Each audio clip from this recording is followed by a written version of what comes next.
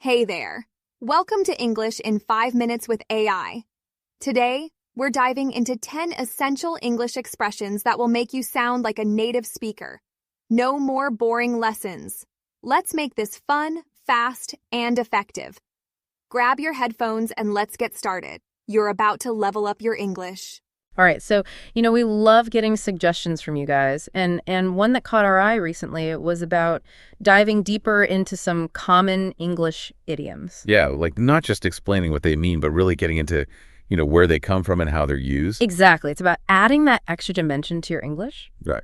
Making it sound more natural and well, just more interesting. Definitely. And the ones you sent in are perfect for this. 10 really popular English idioms that you hear all the time. Okay, so let's kick things off with one that's super familiar. The best thing since sliced bread. What's the real meaning behind that one when you hear it?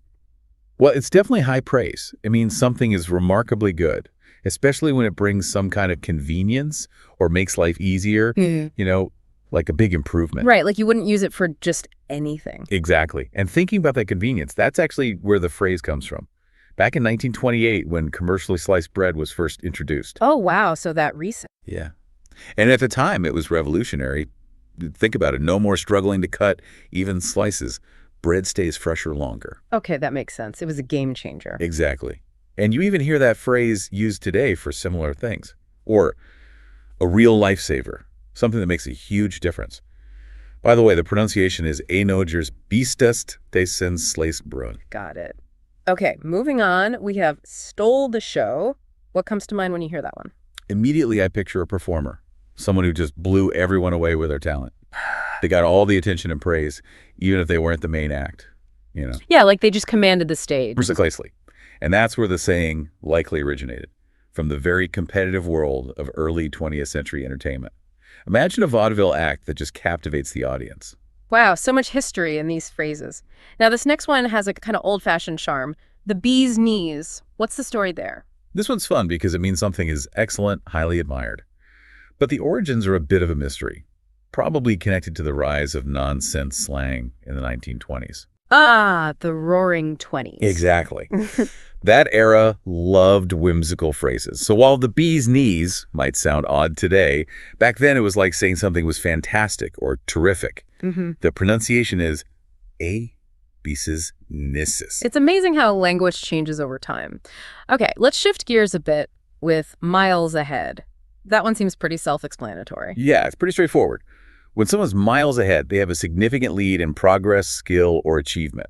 Think of it like a race. They're way out in front. So the origin probably comes from the literal idea of distance. Most likely.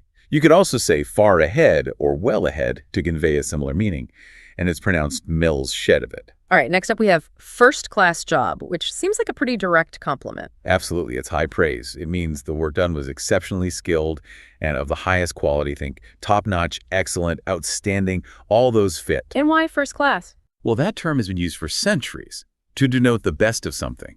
So applying it to someone's work is a natural extension. Think first-class travel, first-class accommodations, all representing the best. The pronunciation is jaune here. Okay, we're making great progress here. Now let's rapid fire through the rest.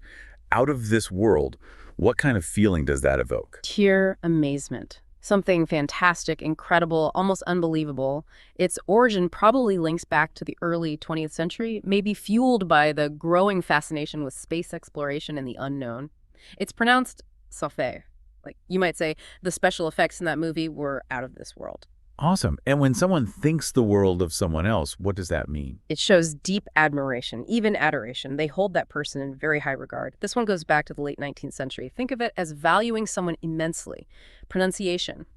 Fort Gyps Arsby. You might hear, she thinks the world of her piano teacher. Okay, what about something described as world class? That implies the highest level of quality, something top-notch, premier. It often suggests international recognition. It's pronounced ishist, case plays. Like, that athlete is a world-class runner. This one likely became popular around the mid-20th century as global standards started becoming more important. For instance, this museum has a world-class collection of artifacts. The icing on the cake is next. What does that add to a situation? It's like a bonus, an extra perk that makes a good situation even better. Think of the literal icing on a cake. It's not essential, but it makes it more special. This saying started appearing in the mid-20th century. It's pronounced Icing, like getting the job was great, and the signing bonus was the icing on the cake. Last but not least, we have the house of her dreams. What does that conjure up for you? This one's pretty straightforward. It's a dream home, the ideal or perfect house. It's a simple way to express the ultimate aspiration for a home. The pronunciation is a has-voishi drizens. For instance, after years of searching, she finally found the house of her dreams, a cozy cottage by the sea. And that wraps up our 10 idioms. It's amazing how these phrases, some of which sound so strange on the surface, add so much depth and color to our language. Absolutely. They're not just about the literal words, but about expressing feelings, experiences, and even cultural values in a more nuanced way. It makes you think about all the other expressions we use every day without giving them a second thought. Like, where did they come from? What stories do they hold? And that's something we can all explore, right? Paying attention to these little linguistic gems and appreciating the richness they bring to our communication. Definitely. It's like uncovering hidden treasures within the language itself. Thanks for joining us on this deep dive. We hope it sparked a new appreciation for the power and playfulness of English idioms. It's been a pleasure. See you next time. That's a wrap for today. I hope you're feeling more confident with your English. If you enjoyed the lesson, don't forget to like, comment, and subscribe for more quick tips on daily lessons. Stay tuned, keep practicing, and we'll see you in the next video. Keep learning and keep growing.